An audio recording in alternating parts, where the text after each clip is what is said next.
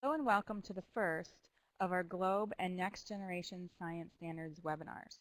Thank you to everyone who's able to join us today. We are recording this session and will make the recording available in a day or two through a link in the Teaching and Learning section of the Globe website. Our objectives today are to provide the U.S. Globe community members with a basic introduction to the next generation science standards and have a conversation about how Globe fits with the next generation science standards. We'll begin with an introduction to NGSS and the three dimensions by Michigan Globe partner David Badowski. Then I'll guide us through taking a closer look at the student performance expectations. I'll also demonstrate how to get from the Globe website to NGSS Resources. Finally, Kristen will lead us in a brainstorming session of ideas on how to cover NGSS within our Globe professional development. To get us started, here is David with an introduction to NGSS. Good afternoon, everybody, or morning, as might be more appropriate in your area. My name is Dave Badowski. I'm a science consultant at Wayne Risa, which is just outside the metropolitan Detroit area. And so I'm very happy to be here to talk about the next generation science standards in Globe. As Marcy talked about, the three of us will be sharing information and hopefully might have some questions that you might have later, maybe provide some information, and look forward to you sharing your ideas as well. As we look at the next generation science standards, this has been an evolution and maybe eventually then a revolution in the way that we look at science education in the United States. And the first slide that I'm showing you kind of goes over the changes that have taken place in the past 20 years in terms of science education. It was back in the 1990s when two documents came out that were very important. One was the Framework for Science Education, and the second was Benchmarks for Scientific Literacy. And both of these documents really help states prepare their set of standards or expectations or objectives, whatever they might be called. And they kind of set that precedent. And so that if you were to go back and look at most of the states in the United States, you'd notice that there would be a strong connection back to these national science standards or the benchmarks for scientific literacy. But then over the last 20 years, there's been a lot of research which has taken place in science education. What is the best way that students learn? What is most valuable for learning? And when we look at science, science itself has changed. In many ways, science is the same, but obviously it's radically different in many ways. So it was a time to build on that past, but prepare for the future of science education. So these documents and that research led to what was called the Framework for K-12 Science Education, which is a really important document. And I would encourage you to go back and read that if possible. If you go to the website nap.edu, that's nap.edu. And if you check that out, you'll notice, I think, on the second screen that you can download the PDF of the document or you can buy it for $50. But what it did over the past couple of years was to have scientists come together and decide what is really important for students to know in terms of science. Then, once this document was written and we had an idea of what science education should look like, we then took it to the educational community and started looking at what that would look like in terms of grade level. What would the progression be? What would grades look like? And that led us to the next generation science standards, which were released in April of 2013. And at this point, last time I looked, 5 states in the United States had approved those. We're a lead state in Michigan, and I've been on the Michigan review team for the next generation science standards. We've not approved the document yet, but it is on the table at our Michigan State Board of Education. So hopefully we will be approving those within the next couple of months. But it's this whole process which has led to these standards. So one of the things that I think people kind of forget about is what is the research behind the next generation science standards. That's what you see there in the first column. But then in that second column, that phase one was really important in writing the next generation science standards. What did we really want students to know? What does the scientific community say is most important? And that was all put together into the next generation science standards. So, what we'll see today, and what we're seeing across the country today, is this whole conceptual shift that's taking place in the next generation science standards. And one of the things that we talk about too is this whole nature of science and practices of science and real world science. And when we talk about the nature of science, very often people just think about the scientific method. But what the nature of science, I think, is really trying to get at is that we go beyond, science is really going beyond this scientific method as we often talk about. There's real goals of science. We form laws, we form theories, we talk about scientific knowledge that it's reliable yet it's tentative information. We also talk about the practices and the cross-cutting concepts of science. And so that as we look at science, we know that it has a very large social impact. So that's what we talk about more than just going beyond what, just a scientific method. We're really talking about this whole nature of science. And the term practiced is very important because, as we'll see, we talk about the practices of science, not inquiry science, as we've used for so many years.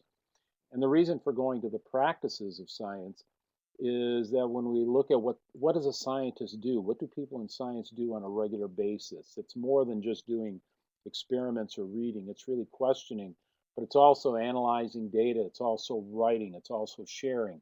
So all of those pieces are very important in our next generation science standards. And I think the other piece that's very prominent is the real world application of these expectations.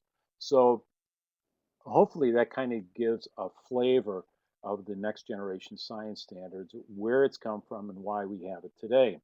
One of the unique aspects of the next generation science standards, which are different than most of the other state standards, expectations, objectives that states have had, is this whole intertwining of the three dimensions of science. And those are the practices, core ideas, and cross cutting concepts. I think everybody has been very familiar with the core ideas of science in terms of physical science, life science, and earth science. So that's not particularly new to anybody. And in many respects, that's how science was in terms of objectives, expectations were written before, anyways. But now within each one of our expectations is a practice of science. And those practices include asking questions, developing models, planning and carrying out investigations, analyzing and interpreting data, using math and computational thinking, constructing explanations, engaging in arguments, and then obtaining, evaluating, and communicating information. Those are the practices of science. But we'll also see that those are the practices of engineering. Along with those practices within every expectation are the cross-cutting concepts. And those are those really big ideas of science that cross-cut all of the disciplines of science. Patterns, cause and effect, scale, proportion, and quantity, systems, energy and matter, structure and function, stability and change, and those aspects. And then also bringing in the nature of science and engineering. So within every one of our expectations, you will find a core idea of science. You'll see the practices of science, and then you'll see the major cross-cutting concepts of science. Every one of the expectations is written as a performance expectation. And as Marcy will talk about, that will be one of the major shifts.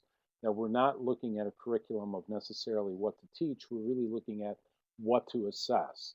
And then how do we go about doing that? And that will be the real focus of today's work. The practices and the content that I've talked about have been supported by many different pieces of research and many different types of results, a few which are listed here. And as I mentioned in the previous slide, where you have the intertwining of both the practices, the cross-cutting concepts, and the core ideas, that's not a new idea as well. That's come through science research as well, as you see in the intertwined strands of proficiency from learning science in informal environments and taking science to school. Taking the research that we've had in the past to develop the best practices of science education. And America's Lab Report is another document that's worth looking at. And as you can see there, exemplifies what we see in our next generation science standards. So as we start looking at the relationship between GLOBE and the next generation science standards, I think the most important part of this introduction is to emphasize that the next generation science standards have evolved from research and from previous documents that showed us the best methods by which to perform scientific education. We also looked at the role of science experts in defining science in terms of the framework for K-12 education before we eventually went to the framework and or the next generation science standards, and those were built on research documents, so that a lot of research has been done to develop the standards that we have today. And with this, I'll pass that on to Marcy, and she'll start talking more about these performance expectations. Thanks, David. So now we're going to take a closer look at the student performance expectations. In NGSS, the standards are presented as student performance expectations. This is the second of the 6 big major conceptual shifts in the new standards. The standards describe achievement, not instruction. The standards are not a description of the curriculum. So let me repeat that in slightly different words. The standards are not a description of what should happen in the classroom during instruction. They are a description of what the student should be able to do when instruction is complete. So let's take a closer look at a couple of examples. Here I have a 3rd grade example from Earth and Space Science. And let's see, you can see my pointer now, I think. Is that correct?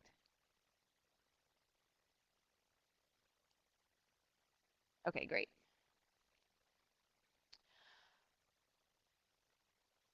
So we have the student performance expectations at the top, and they're all coded in a specific way. The first number, 3, is the grade level. The next few letters are the disciplinary area: life science, earth science, physical science. So in this case, it's earth and space science. And then the number is the component idea. And then in this case, we have 2 standards, or 2 student performance expectations. We're going to focus on the top one: represent data in tables and graphical displays to describe typical weather conditions expected during a particular season. And you can see after this standard, there's some red text. The red texts are clarification statements and assessment boundaries. These statements help us understand the scope of what is to be assessed, and help us also not go beyond what would be expected of every student at that grade level. Not all of the student performance objectives have boundary statements and clarification statements. The 3 colored boxes below provide a list of the dimensions that are built into this group of student performance expectations. So for the student performance expectation that we are focusing on, students are working on analyzing and interpreting data. They're also working on this disciplinary core idea that scientists record patterns of weather across different times and areas so that they can make predictions about what kind of weather might happen next. And they're working on patterns of change are used to make predictions. And those 3 things are part of the final assessment.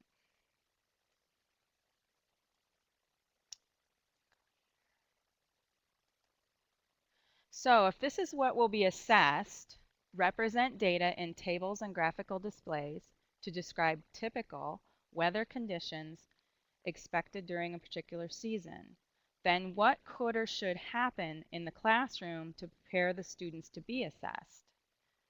That's really the $1,000,000 question. That's the thing that teachers are going to be discussing and using to prepare their curriculums. And in this case, I have some suggestions. Perhaps in preparing to be assessed on this standard, students could collect cloud, air temperature, and precipitation using the GLOBE protocols regularly. Students could learn to access their own and other students' GLOBE data from the website. Students could be doing activities from the Earth System poster packet and describing how observations, I'm sorry, the word how is a typo there, and describing their observation of seasonal change in and between factors on the poster. And students could be interpreting graphs of data. That's not necessarily students representing their own data in graphs and tables. It's not necessarily them displaying other data in graphs and tables yet. But if they did all of these things, then they may be ready to be assessed on the standard.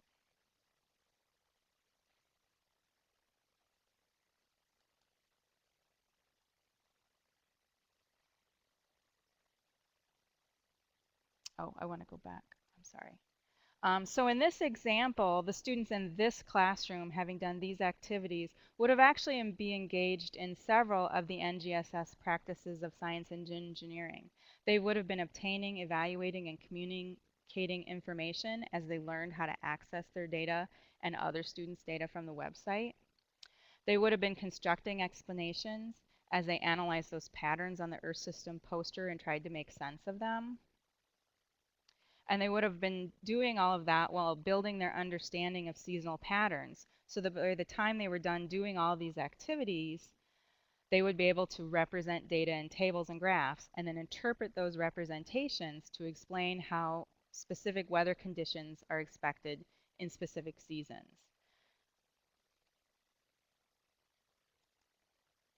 Here's a second student performance expectation.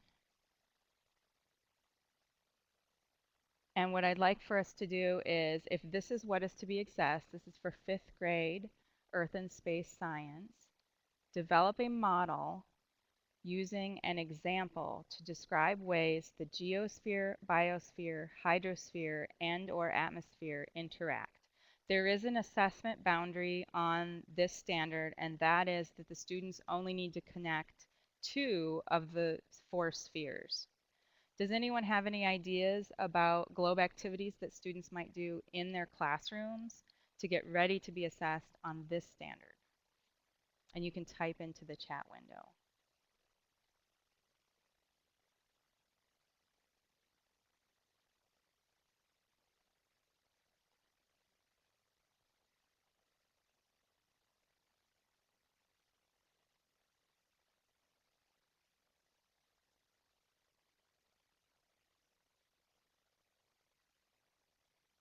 Any of the Earth as a System activities? Water, pH, and precipitation.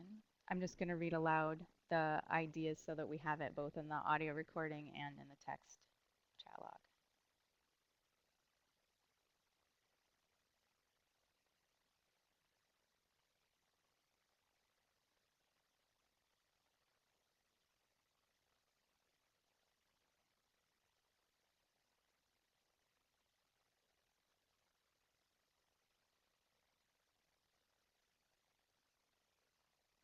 The estimating cloud cover learning activity to show connections between the water cycle, atmosphere, land, and biosphere.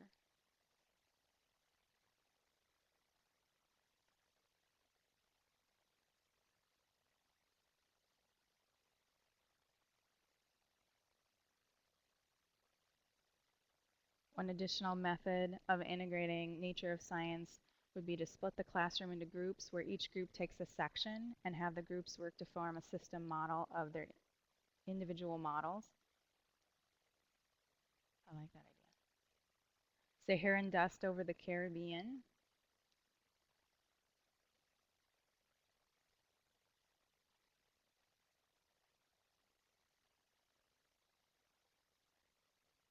David has the follow-up question. What two spheres are a part of the system?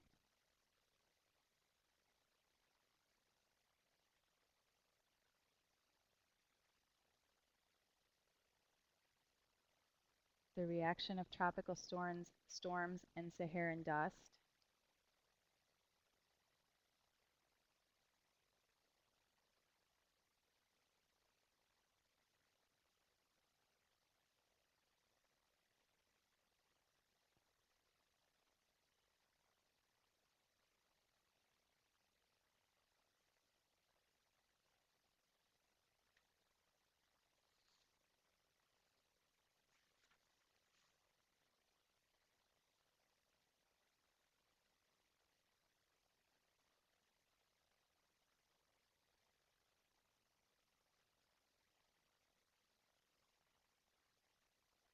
Using satellite pictures of Saharan dust when the storms are approaching the Caribbean to see how the storm changes its path.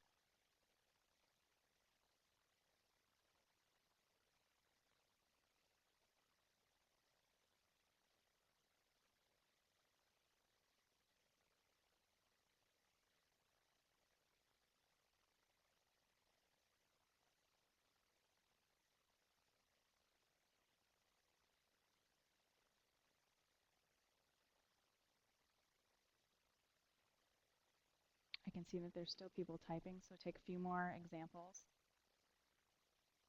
Joanne says she's curious as why Christosphere isn't included.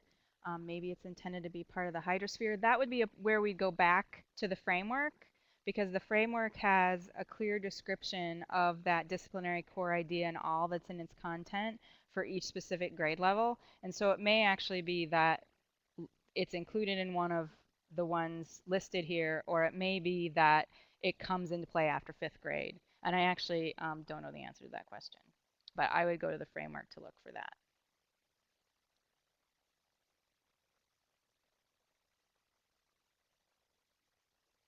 And Maria says we measure precipitation, water pH, observe clouds, and report all the data with storm observations. I think that that matches the the possible suggestion that I put into the slide. You could have students in your classroom collecting cloud cover and type and surface temperature data at the same time for 6 weeks. So they have cloud cover and type data, and they have surface temperature data that they're collecting for themselves and for the globe scientists. You could also have students identifying a question about the relationship between surface temperature and another factor, and have them identify what that other factor is, and conducting their own investigation to address their own question.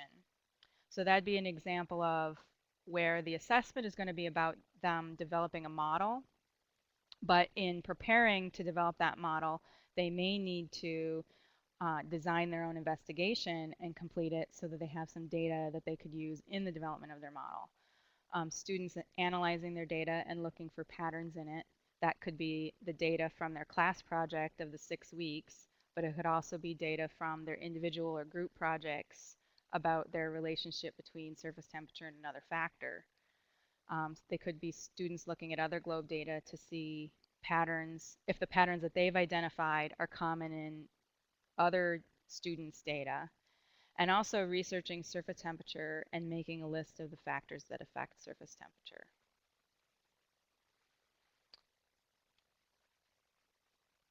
And so here, the students are gathering data that would be beneficial to them if the next step is that they're going to be assessed by developing a model to explain the relationship between cloud cover and type and surface temperature. And that would be an example of developing a model between the atmosphere and probably the biosphere. So all of these activities, they'd be building a context that would allow them also to explain the strengths and weaknesses in their model. And if you get into reading about the practices, you'd see that in developing a model, students have to be able to use that model to do something. And they also need to be able to talk about what are the limits of the models that they developed. But then again, maybe a different class would handle this completely differently. And you all came up with some excellent ideas about different projects that the students could work on. I was thinking about another example that the students could do. Maybe the class would do a research project about their region's geologic past and then use that to predict soil types that would be found in their area using what they have learned about parent material, past climates, topography, etc. Then they could use those predictions after making those predictions, they could go out into the field and do the soiled field characteristics protocol and find out if the soil types that are there are those that they would had predicted. And finally, maybe meet with a soil specialist and discuss any discrepancies between their predictions and the results. And then that would set them up to develop a model to explain why different types of soil are found in different places.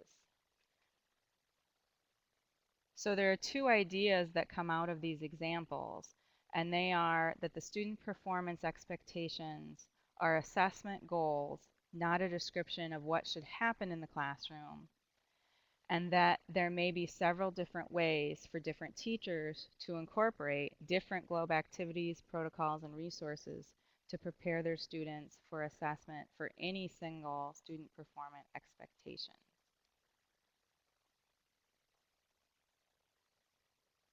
Are there any questions or additional ideas?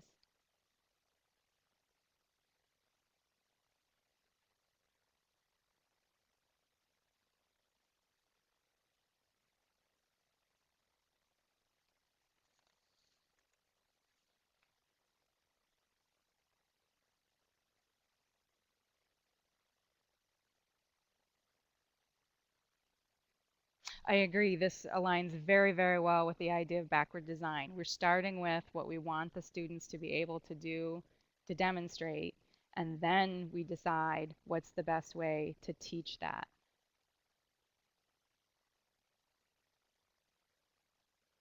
I also think it fits so well with Globe because we provide the protocol, which is maybe a foundation, but also support activities and other students' data and things that make it much easier for students to do real world science, to really be able to come up with their own investigations, not necessarily just do a cookie cutter. David found the chrysalis, I'm probably saying that wrong, cryosphere for us in high school.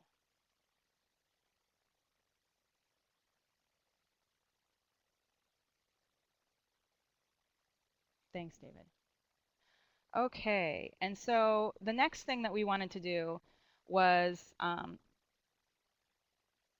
show you where to go to learn more about the next generation science standards using the GLOW program website. And so what I'd like to do is stop sharing for a minute and share, I guess, my desktop. And so now you should be looking at the Globe homepage. And first we're going to take a look at how you would go about getting to the NGSS resources if you were a teacher or a non-US Globe partner. And what you would do is go to the Teaching and Learning section from the Globe home page, and then you mouse over that, and then you click on Learning Standards.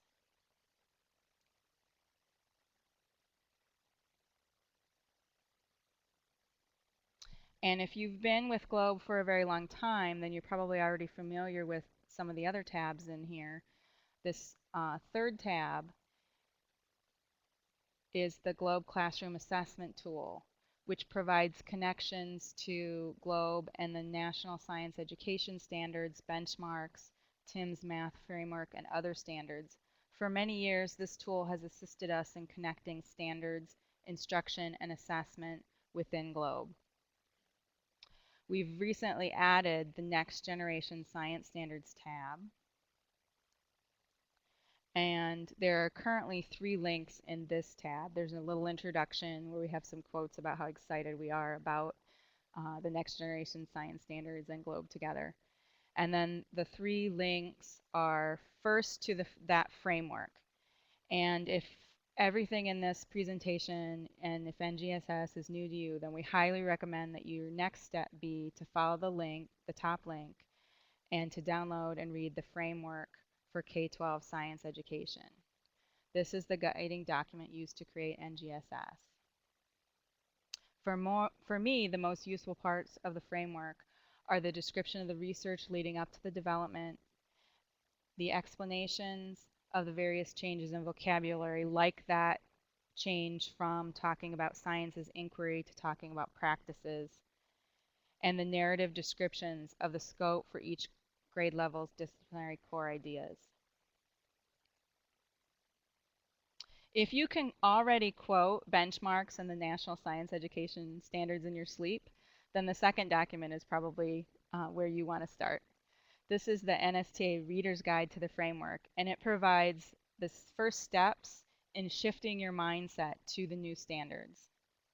And then the last link, Next Generation Science Standards website, takes us to where you can download the full standards, read them online, or use search tools to find specific standards for one grade, one disciplinary core idea, one topic, and many other filters. For those of you who are Globe partners, you can follow these next steps. And that is I'm logged in as a Globe partner. I'm clicking on, or mousing over Go To in the upper right of the page, and then clicking on the US Globe Partner Forum. And from there, I'm clicking on the Discussions tab. And the top thread is Connecting Globe to the US Next Generation Science Standards. And the top thread within there is NGSS Resources. This has links to those documents we've discussed already and a few other links, including to the NSTA webinars and to some articles about, scientific articles about NGSS.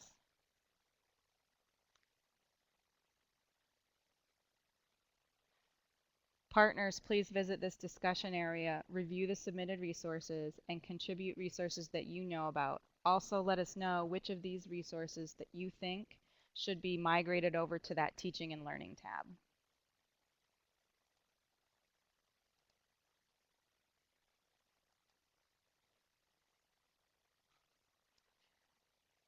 And I want to go back to the PowerPoint.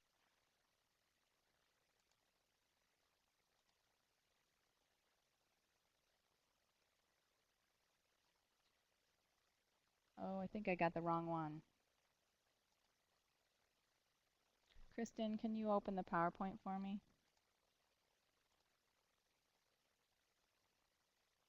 Thanks.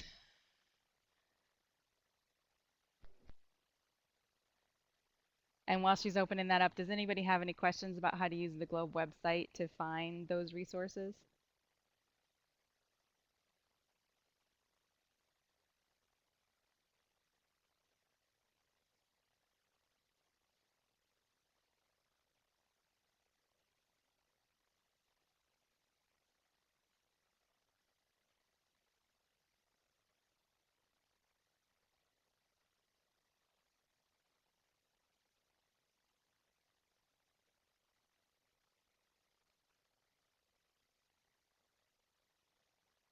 All right, so in that teaching and learning section, that's where eventually there'll be the alignment and any other documents to help Globe teachers and administrators, naturalists integrate NGSS into their classrooms using Globe.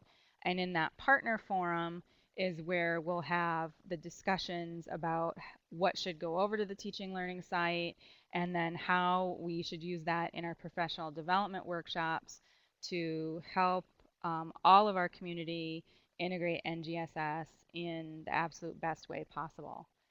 So now I'm going to turn the discussion over to Kristen, and we're going to do some brainstorming.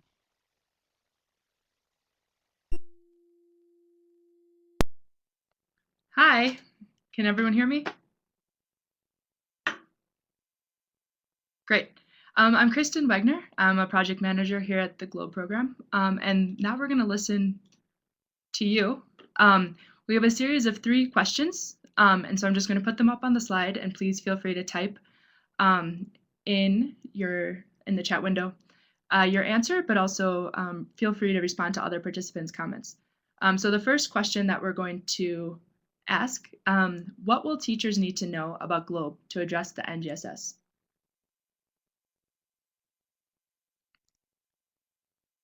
So I think almost everybody here is related to the GLOBE community and part of the community. And so what do you think that teachers that you work with or teachers in other school districts and other schools will need to know about GLOBE that they may not know already about GLOBE for NGSS?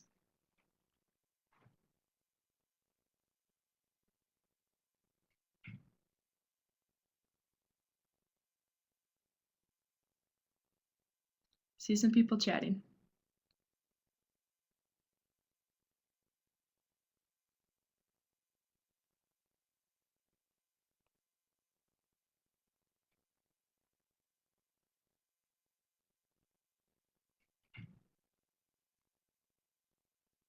Okay, so Maria says interesting activities and projects to link them to the NGSS.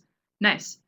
So are there specific activities that you think are most interesting and projects that you think are most interesting when you talk about GLOBE to other people? Maybe you could give me some examples.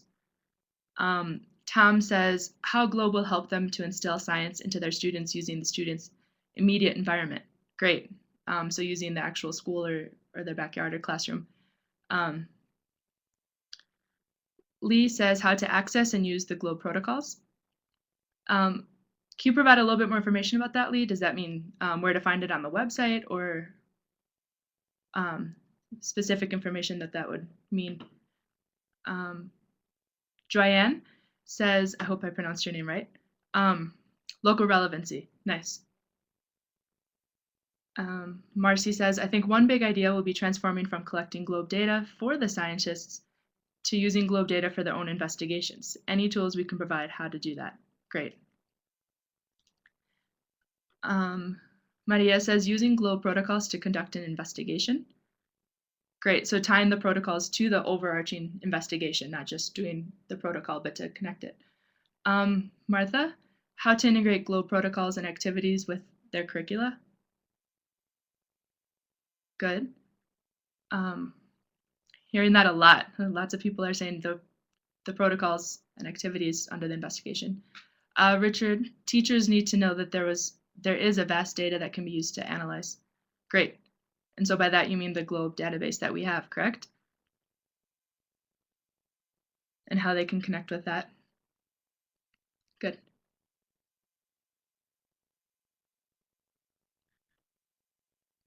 Nice. So Maria says use GLOBE protocols as a hands-on science lab. And Audra, practical application of GLOBE protocols. Oh, nice. This is a thing I hear a lot too. Joanne says, my students like to know how our data is used that we send. So it's not just going into this black hole, but actually knowing how it's used. And maybe that's even connecting back to how they're using it.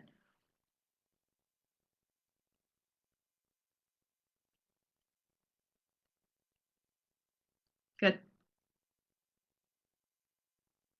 So we'll stick on this question for about 1 more minute, but as we transition, please feel free to continue thinking about this question. What will teachers need to know about GLOBE to address NGSS?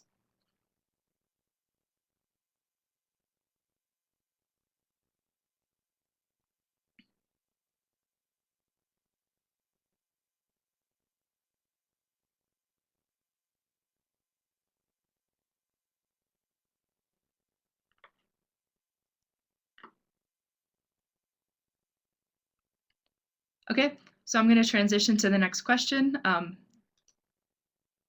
One more thing. Dave says, Joanne, the greatest thing that GLOBE students will be able to use in their own data is for their own investigations. Nice. And Marcy also added, teachers might need some case studies of how successful GLOBE schools have integrated use of the protocols into community projects. That's a great point, and that's something that we've discussed a lot with Marcy and Dave.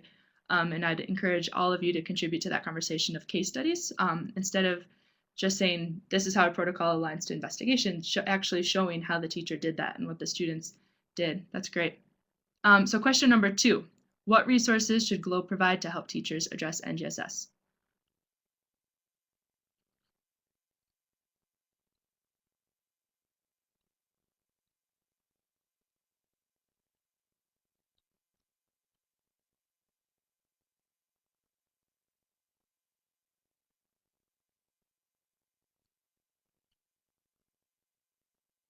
And maybe this goes back to what Marcy was saying too about the case studies.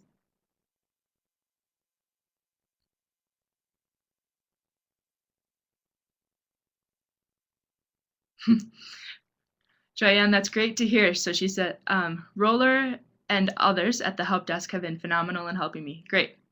And so I'm curious how they're helping you and how we can provide that to other teachers too. What are the specific things that you ask about Globe to address NGSS? Maria says activities, case studies. Good.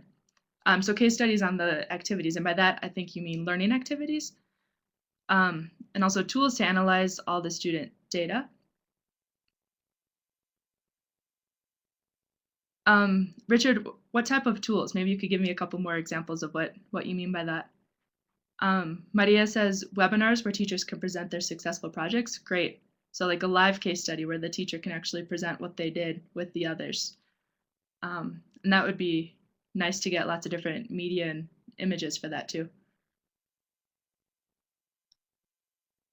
Let me know if I missed some because I think there are a couple coming in fast. But Tom says wrappers for the Globe protocols to demonstrate system interactions. Great. So connecting how they fit together. Design projects to create instruments for monitoring the weather. Oops, just lost that one. Weather and climate, even if it's not data that was submitted.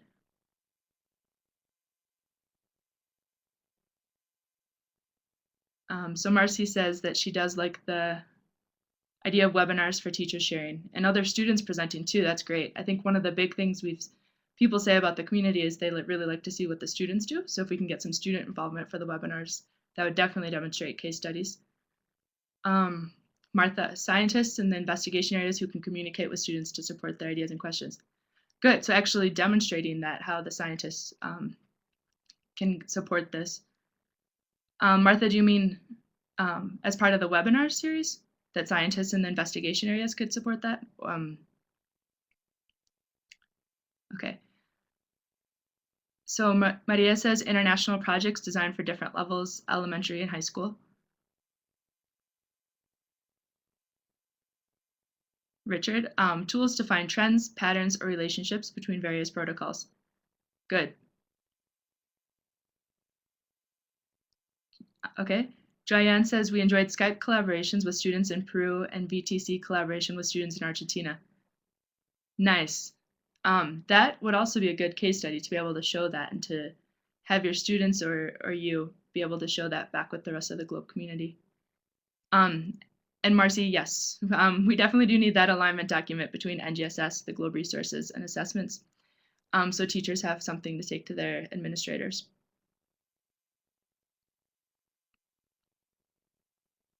Okay, I'm going to transition to question number 3. Continue commenting on each other's comments on this and keep it going. And so this takes it one step further. What should a NGSS professional development or PD session during a Globe workshop look like? So if in a Globe training, we're going to offer a session on NGSS professional development, what types of things what would it look like? What would we have to include?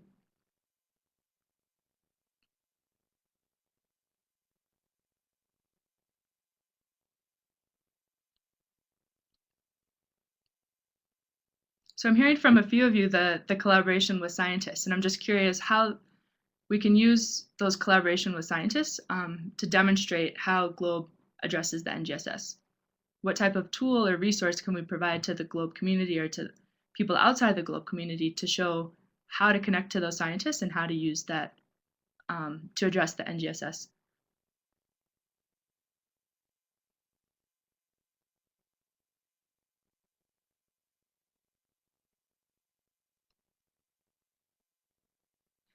Awesome. So Dave says the collaborations really get at the 8th practice, obtaining, evaluating, and communicating information.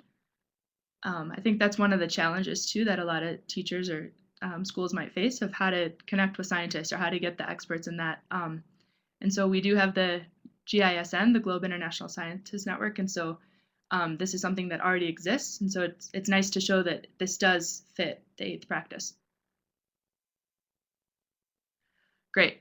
So creating an alignment resource between protocols and NGSS. When it's Marcy's turn again, I'll give her Perhaps, Marcy, you can talk a little bit about what our goals are as Globe for creating that resource. Tom says, from the PD that we've done here, having the teachers experience the science the way the students will experience the science is an effective method. Awesome. So actually modeling it for the teachers and having them go through the process. Dave, maybe even the seventh practice, engaging in argument from evidence.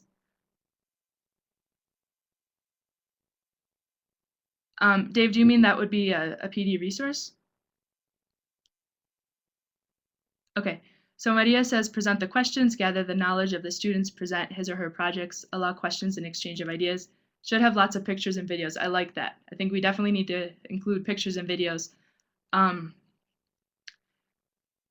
So it sounds also like a case study of showing what the teachers have done, but really having it engaging so people can really get into it and understand it. The guest says, love the modeling idea. So it sounds like we have to have the teachers in these PD sessions or the partners in Globe trainings actually go through the framework and actually go through aligning it as an exercise.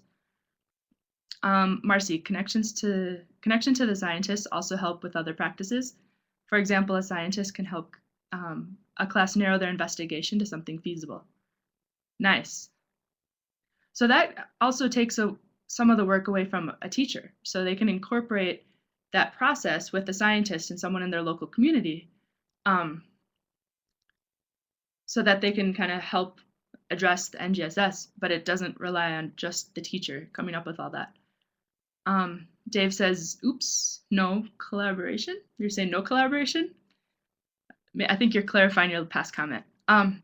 Marcy says, PD might include some background on backward design model too. Nice. So I'm guessing probably modeling that again. Joyanne, will scientists help to validate what student class is doing? Good.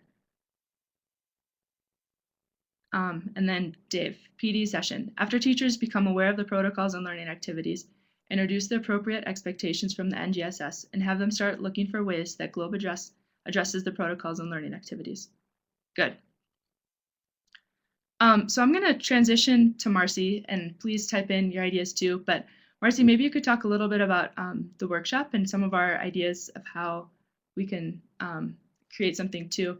I think it's really helpful to hear from each of you as part of the Globe community of how we can best serve your needs and also best serve other teachers' needs.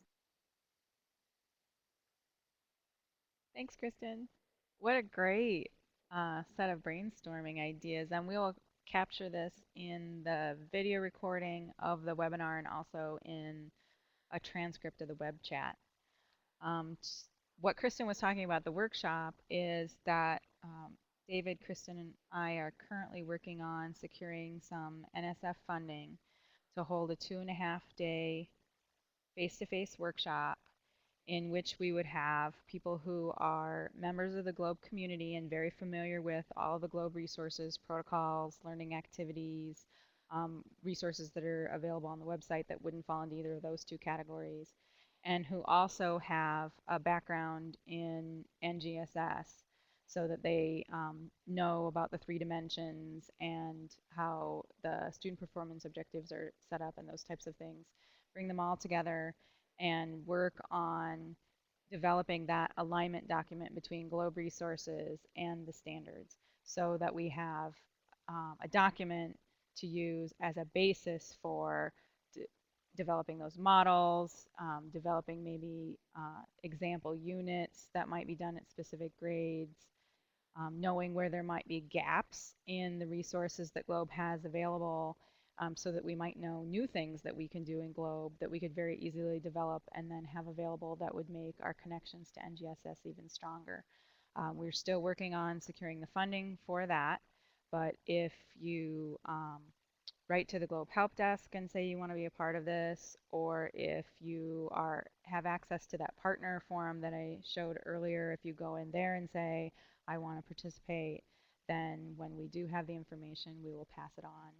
And we want to make sure that we involve in that workshop teachers, trainers, partners, and scientists in Globe so that we do cover the full Globe community. So I think we have just a couple of minutes where we could maybe answer questions or go back to anything. Oh, Kristen says you can email her if you're interested, and she's posted her email address into the chat window. And so I'll take just a couple of minutes if anyone has a question or a comment that they want to share with the group before we close.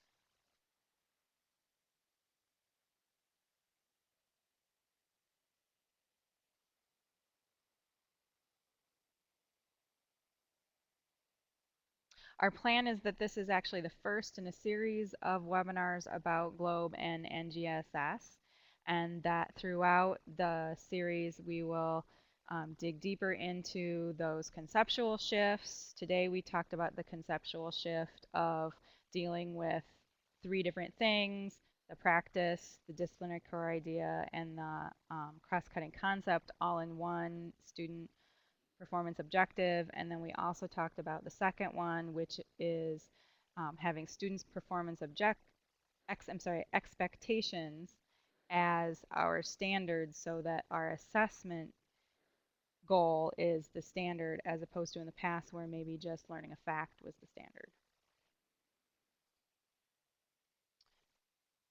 Thank you for participating in today's webinar. As you can see, NGSS has a potential to change teaching and learning. This webinar was just a brief overview. We hope to continue the discussion in future webinars and hope that you can join us. The recording for the session will be available in the Teaching and Learning Webinars section of the Globe website within a day or two. At this time, we'll